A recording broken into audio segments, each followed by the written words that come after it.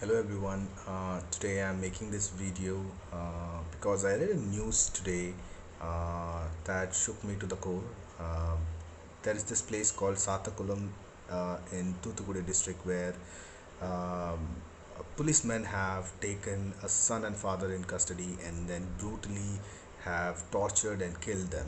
So, um, uh, so the reason being that they had kept the shop open, after the set time um, for the lockdown, and then they take the father into custody. The son goes along with his friends and lawyer and police, just because they ask police questions, which were genuinely the right questions to ask, and to ask why they were taking him in custody, why are they beating them. For that, they also arrested the son and beaten them both brutally, and they have done lots of unspeakable things to them. So whole point of video is not I'm putting up to say how brutally they were killed. um, I want to talk why this whole thing happened, because in a democracy there are lots of checks and balances, and when these two policemen were acting they were using excess of power, they could have been stopped by fellow policemen. If they were not doing that, once you take someone into custody, you are supposed to take them to the magistrate. So that they did in the midnight. That magistrate did not even check how these people were, what was their medical conditions, because already they were bleeding.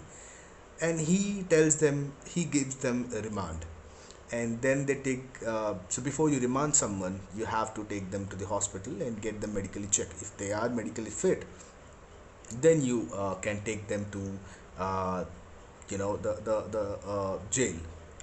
But here in this case, the medical person has also not done his duty, and he allowed them to get arrested. Once you reach the jail, there is a warden, or who is supposed to check you, and then he has the right to admit you or not. He can reject, saying that this person is not in a condition where he could be jailed, so it's inhumane.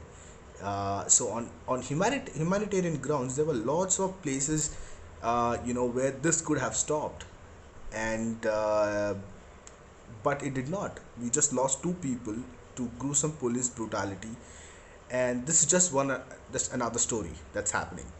I don't really want to compare this with George Floyd's death and the movement that took place, but it feels like, for some reason, at last, after 150 years after the civil war, they just woke up and they did something about it. So in our case, it has not even reached the media, or it has not penetrated the social media enough to erupt public anger. So that is something that saddens me, something, and I want to write, but I there are so many thoughts where I don't know how to articulate with this amount of anger. So what to do next about it, or even to know if this is right or not. There might be people speaking about what they could have done, or so no matter what a person has done, legal, illegal, we don't know what exactly. These were just a crime. These people were innocent. But even if they had done some crime, police has no rights to beat someone like this or in any way. This is not justifiable. And in our culture, we glorify policemen for no apparent reason. We glorify them. They are heroes. You see the movies. The heroes are using excess, they're doing things beyond their capacity, their the law, and we glorify that, and we show them as a good guy. No, that's not something that is to be glorified.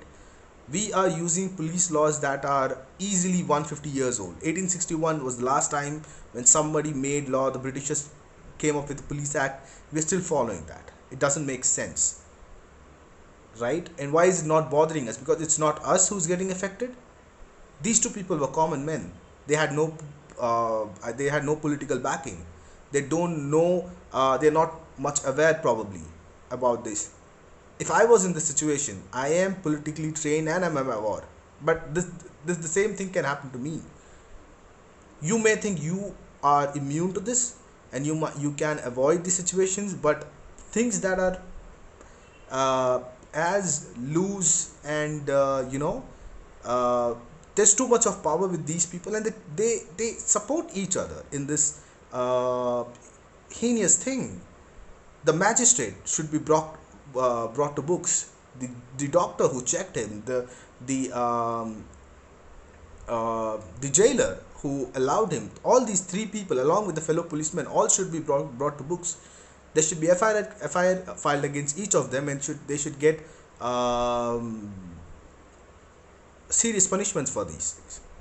And people should know this custodial deaths are not something to be taken lightly.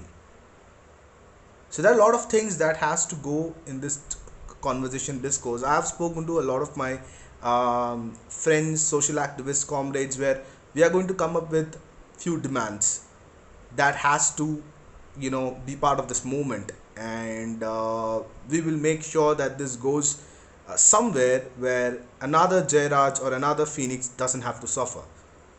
So if you feel, please write and share videos which you think is supportive, and which can lead this movement to somewhere which makes this world a better place. So yeah, I'm signing off. Thank you.